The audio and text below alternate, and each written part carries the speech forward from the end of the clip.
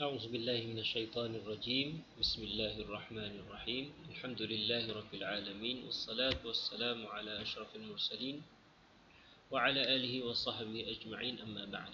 Alhamdulillah, InsyaAllah pada kali ini kita akan meneruskan perbincangan di dalam subjek FAPA 1022 Tilawah.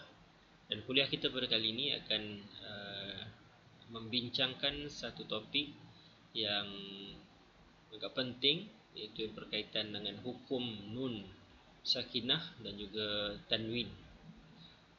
InsyaAllah pada siri kuliah kita kali ini kita akan membincangkan salah satu sahaja daripada hukum-hukum yang terdapat di dalam hukum nun sakinah. Baik.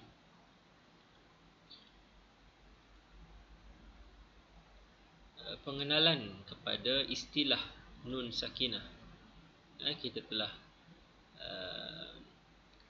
selalu sebut, maksudnya kita telah mengenali secara tak langsung bila disebut sebagai nun sakinah. Sakinah di sini bermaksud bukan sakinah.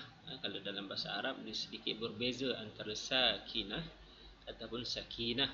Kalau sakinah itu bermaksud satu bentuk ketenangan, tapi sakinah itu bermaksud lawan kepada mutaharrikah ataupun benda yang bergerak ataupun benda yang ada harakah. Kalau di dalam ilmu tajwid kita ada huruf yang berbaris, ada huruf yang tidak berbaris. Yang berbaris itu maksudnya mutaharrik, maksudnya dia ada pergerakan. Lawan daripada yang ada pergerakan adalah huruf yang sunyi, maksudnya huruf yang statik. Itu maksudnya hukum ataupun nun sakinah. Jadi pengenalan kepada nun sakinah sebelum kita pergi lebih lanjut. Nun sakinah ini bermaksud nun, huruf nun yang kita kenal, yang bermaksud huruf nun yang sunyi. Maksud ini sedikit tertinggal, sunyi daripada baris. Maksudnya huruf yang semata-mata huruf nun sahaja, yang tidak mempunyai baris. Sama ada baris tersebut baris atas, baris bawah ataupun baris depan. Jadi pada nota ni ada sedikit kekurangan. Jadi kita tambah sedikit perkataan di situ. Nun sakinah bermaksud nun yang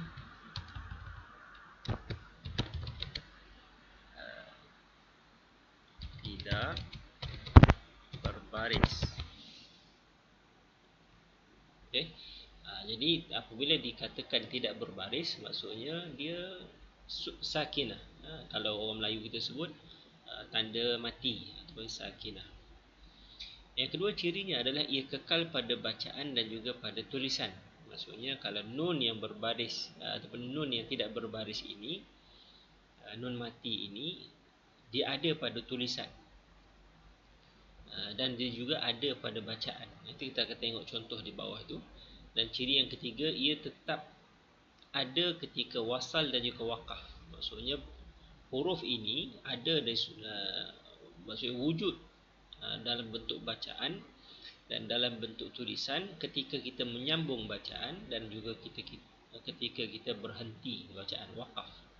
Dan yang terakhir, ia terdapat pada pertengahan ataupun penghujung kalimah. Jadi dia tak terhad kepada hujung kalimah saja, tapi dia mungkin ada juga pada pertengahan kalimah. Jadi ini contoh.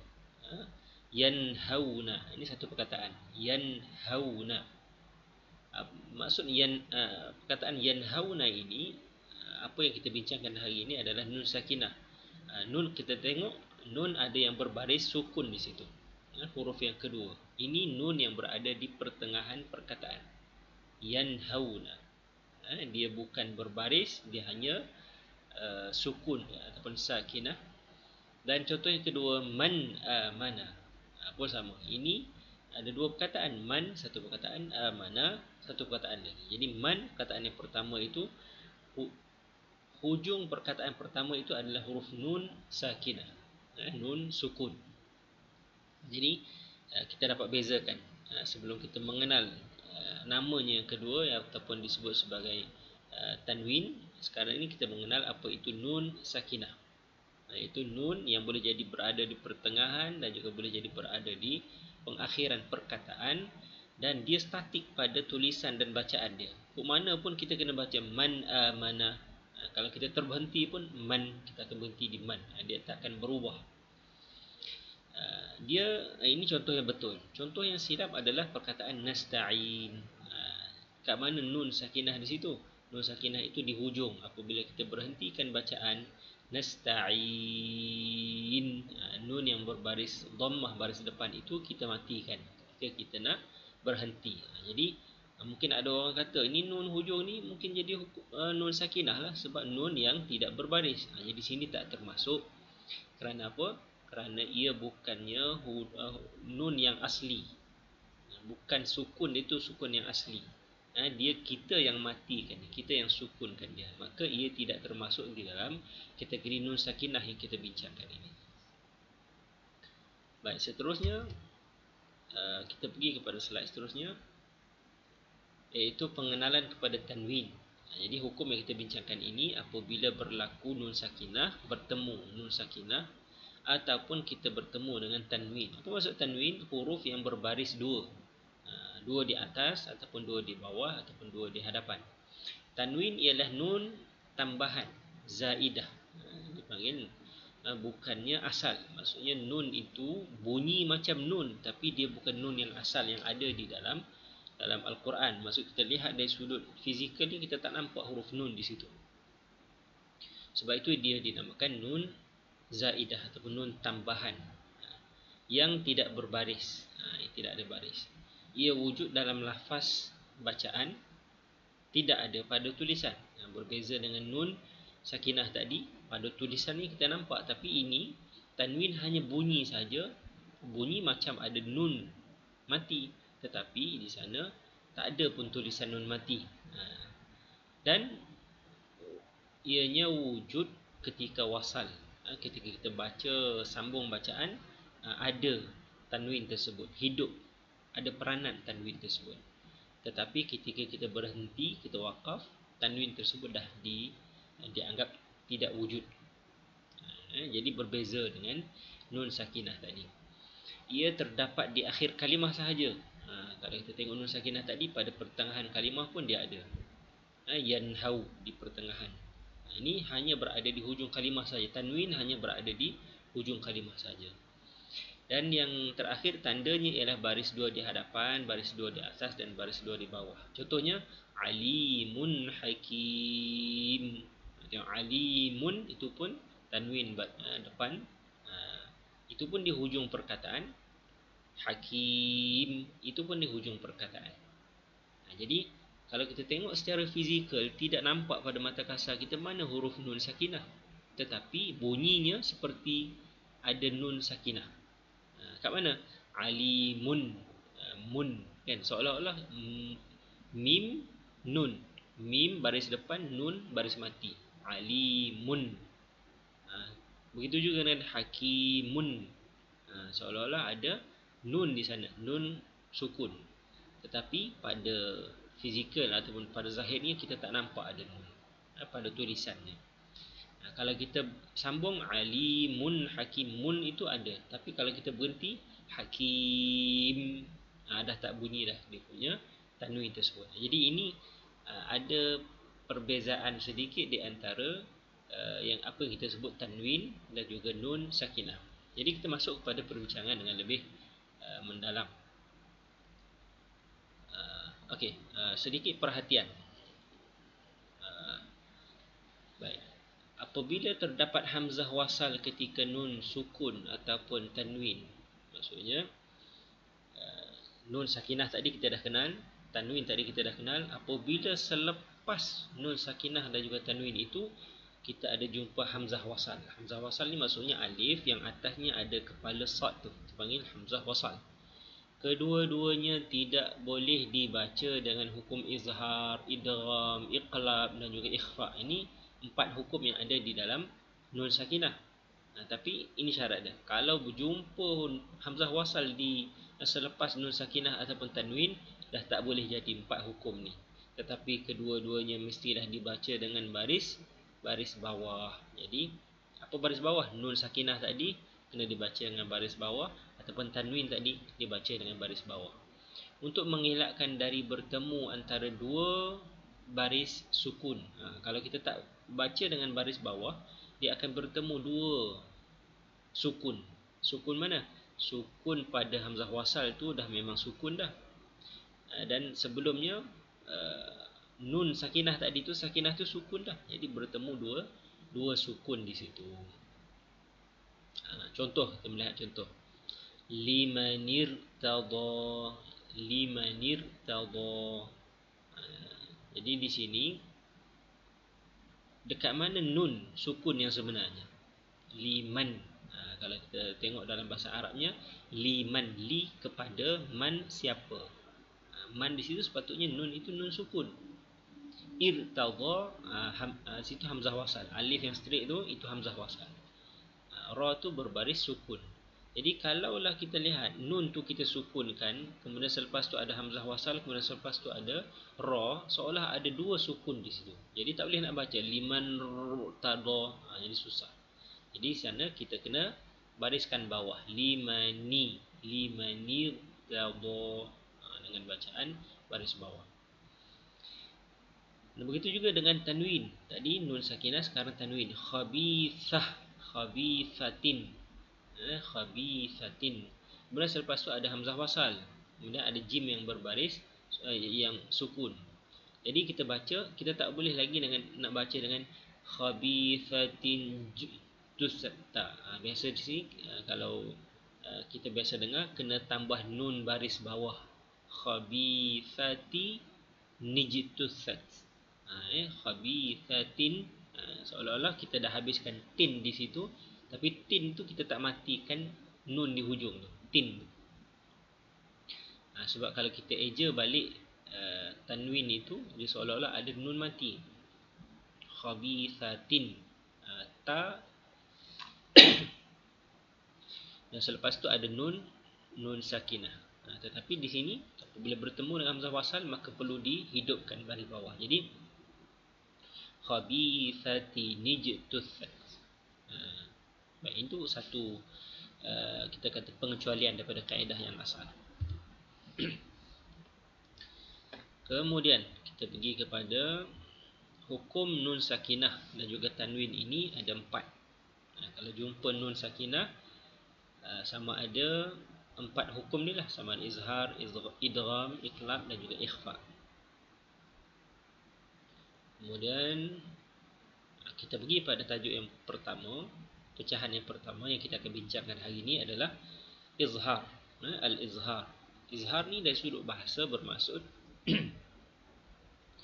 menyatakan. Zahara tu maksudnya menzahirkan, menerangkan sesuatu, menzahirkan sesuatu. Dari sudut istilah, ia mengeluarkan sebutan setiap huruf dari makhrajnya, yakni dari tempat keluar huruf tersebut tanpa ada dengung. Jadi keluar dengan sebutan huruf tu yang jelas. Jelas ni maksudnya tak ada dengung. Kalau dengung ni, kita menyembunyikan bunyi huruf tu. Mangkana, kan, ka tu disembunyikan. Tapi apabila kita kata izhar, kita kena sebut ka, kan, dengan jelas ka tersebut. Izhar ada dua, sama ada izhar halqi ataupun izhar mutlak. Ini kalau kita bincang di dalam topik besar nun sakinah, di sini ada dua izhar, satu izhar halqi, satu izhar mutlak. Apa itu izhar halqi? Izhar halqi yang dia dinamakan sebagai halqi kerana dia berkait dengan 6 huruf yang keluar daripada halqum.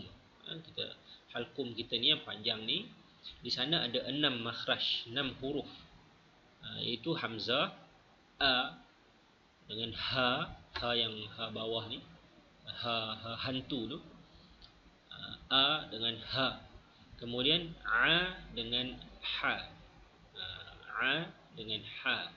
Ini pasangan dia, a ha, a ha, kemudian gha dengan kha. Kalau hamzah dengan ha, dia paling bawah, makhrajnya paling bawah. Kalau a dengan ha, dia duduk di pertengahan, tengah-tengah. Gha dengan kha dia duduk yang paling atas dalam kita punya tingkatan pada halqum kita ataupun ataupun di kerongkong kita. Jadi apabila kita bertemu dengan nun sakinah dan selepas nun sakinah itu ataupun tanwin itu kita berjumpa dengan 6 huruf ini, mengetahuilah kita bahawa perkataan itu perlu disebut dengan izhar. Kita tengok apa contoh dia. Hamzah. Kita ambil huruf yang pertama adalah hamzah. Contohnya yan auna. Yan auna. Ini kalau nun sakinah. Nun mati. Yan, selepas nun yang mati itu adanya hamzah. Hamzah yang berbaris. Auna. Jadi kita tak boleh nak baca dengan dengung. Yan auna. Tak boleh. Maksud baca dengan izhar adalah menyatakan. Yan auna. Yan. Tak perlu lama. Yan. Terus nyatakan. Yan auna. Ataupun pada tanwin. Bukan pada nun sakinah tapi ada tanwin. Apa dia? Kullun amana. Kita tak baca kullun amana. Salah.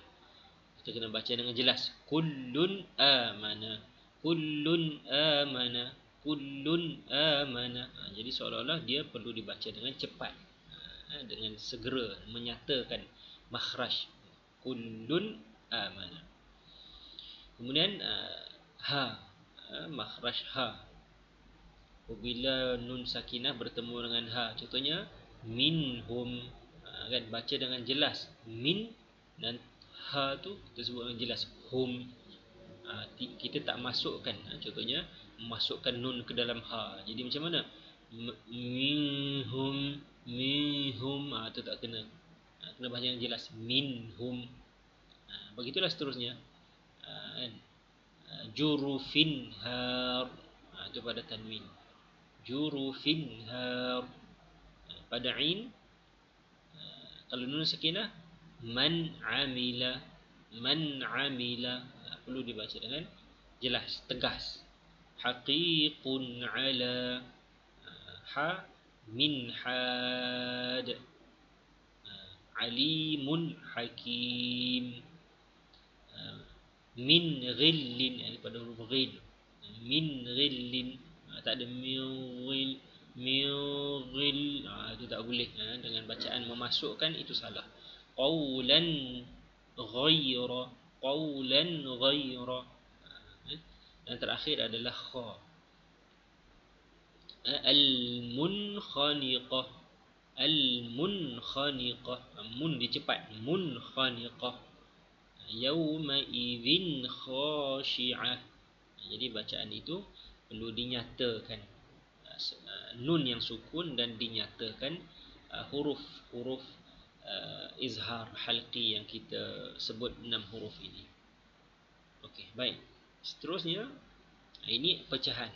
Di dalam tadi kita buat pecahan mengikut nun sakinah dan at-tanwin.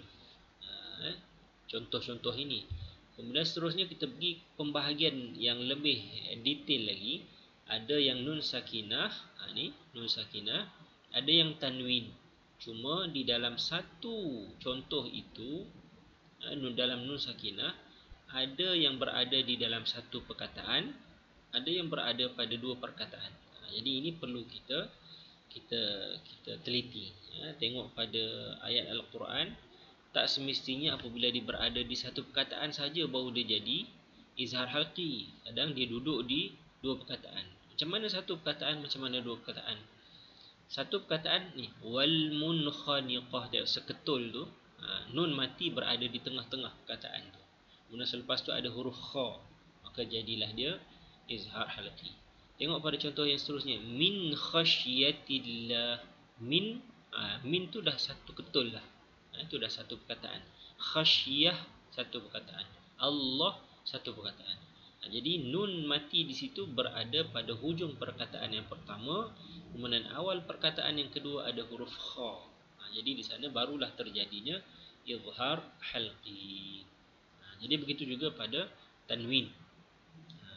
Cuma tanwin ini disebut di awal itu tadi bahawa dia tidak berlaku pada pertengahan perkataan. Dia hanya berlaku pada hujung perkataan. Alimun khabir, la'afuun ghafur, nabatan hasana. Jadi pelajar-pelajar sekalian boleh meneliti ayat-ayat Al-Quran yang kita baca, keluarkan mana satu hukum-hukum izhar halqi, dan dibahagikan pula kepada dua. Yang mana nun sakinah yang dalam satu perkataan, yang mana nun sakinah yang berada pada dua perkataan. Jadi yang penting perlu ingat 6 huruf ini. Kha yang paling atas lah, paling atas kha dengan gha. Yang pertengahan ha dengan a. Yang paling bawah ha dengan a. Itu izhar halqi. Dan yang kedua dan juga yang terakhir adalah izhar mutlak. Selain daripada izhar halqi yang ada kaitan dengan halqum, huruf-huruf di halqum kita, ada satu lagi izhar mutlak. Ia dinamakan izhar mutlak kerana makhrajnya bukan dari tekak ataupun mulut. Maksudnya dia mutlak, maksudnya dia lebih umum. Dia bukan hanya terhad kepada huruf-huruf di halqum saja, tetapi dia dibaca dengan izhar. Kan izhar tu maksudnya menyatakan bacaan tanpa ada dengung.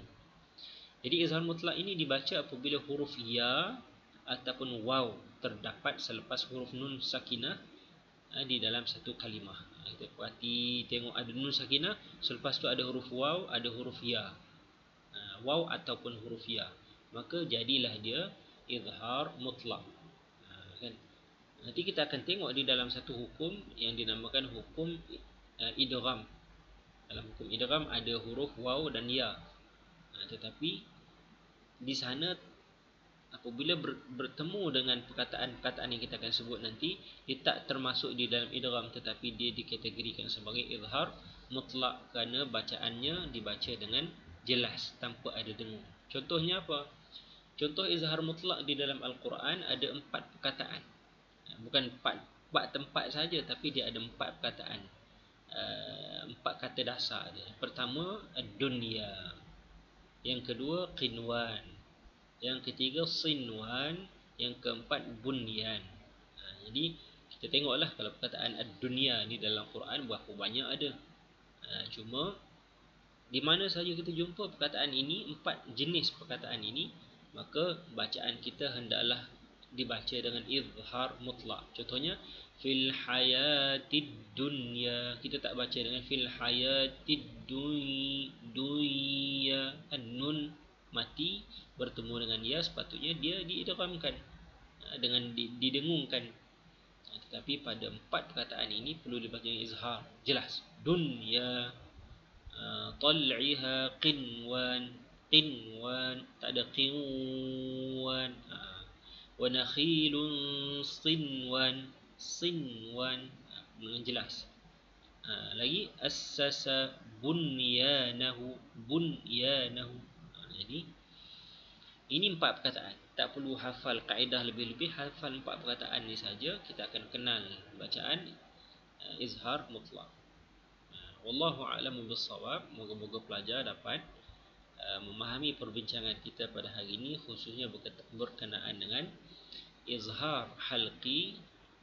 Sekiranya ada apa-apa persoalan, pelajar boleh mengajukan soalan pada medium yang telah kita sediakan pada Google Classroom. Harap pelajar dapat meneliti video ini dengan baik dan mempraktikkan dan mencari perkataan-perkataan yang berkenaan di dalam bacaan seharian kita. Wallahu alam. Assalamualaikum warahmatullahi wabarakatuh.